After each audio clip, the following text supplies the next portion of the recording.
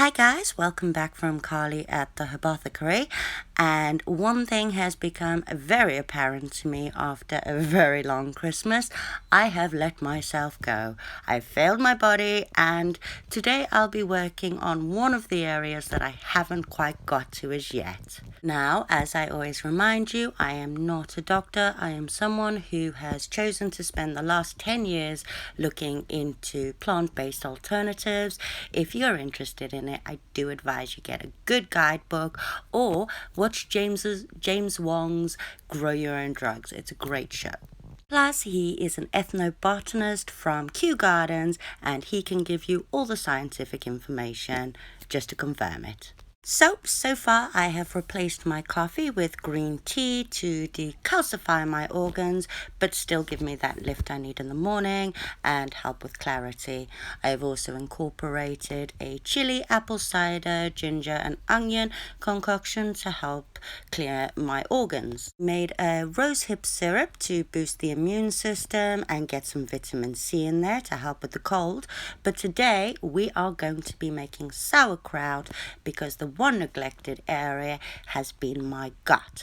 So this I will be using for its ability to rebalance all the good bacteria in my stomach, boost my immune system and improve my digestion and hopefully some brain health. Now, I thought that for our Try It Tuesday, we'd do this one together. So I absolutely love red cabbage. You can peel off the first layer. However, I'm just going to stick that into my cabbage because I quite like it. But, it can rip. You can use that leaf to keep your food down. And I've got an icky bit on mine, but I'm only going to use about a third anyway, so I'll cut just before that and deal with it when I use the rest of the cabbage. So we're just going to give that get a big chunk off. And my favorite part of red cabbage is this. It's absolutely beautiful, and so we're going to give that a really fine chop. Now you can cut yours small if you like it that way. However, I like big long chunky bits of cabbage. So obviously remember to practice safe cutting, and I'll get some little bits in there on this bit anyway. So cut it really fine and then get all your bits ready to pop in your big bowl and start the next process. And to our sliced cabbage, we are going to add a heaped tablespoon of salt. Now, I don't advise minimalizing the salt amount. Taste it later, but remember, this is what's going to stop it from rotting and going bad. This is what helps with the fermenting process. And then give it a good massage for a good couple of minutes. You want to get all that salt absorbed into as much of the cabbage as possible. And then what we're going to do is pop a bag over and leave it for half an hour while it all soaks in. A little after half an hour later, and the salt has soaked into the cabbage wonderfully, and the juice has started to pour out. So now what we're going to do is we're going to grab handfuls and squeeze as much of that juice out as possible, and then we're going to put it into our pickling jar, as it were.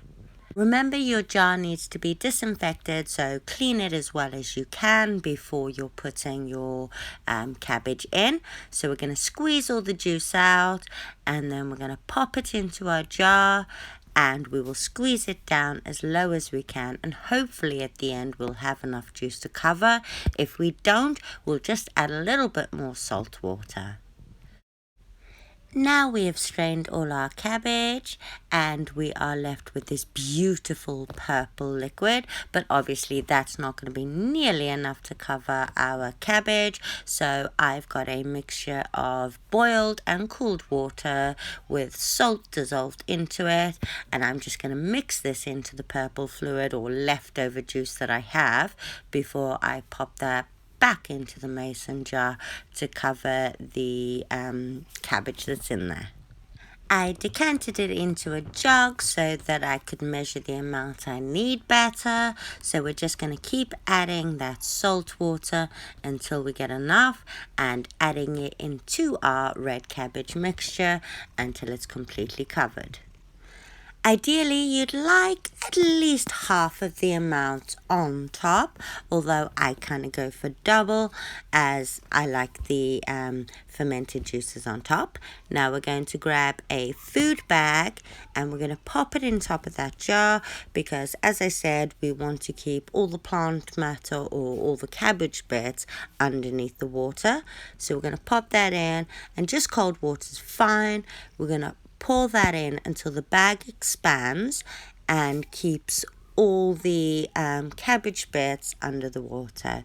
So as you watch, it doesn't matter if you spill a little bit because you're going to clean it up afterwards, and just pop the lid over and, oh, I need a little bit more actually. So then I'll just pull that over the edges and then pop the lid over and then pop that in a dry and cool cupboard for about 7 days. So I hope you guys enjoyed this recipe. I look forward to seeing how yours turned out. See you guys on Try It Tuesday next week, and thanks for coming.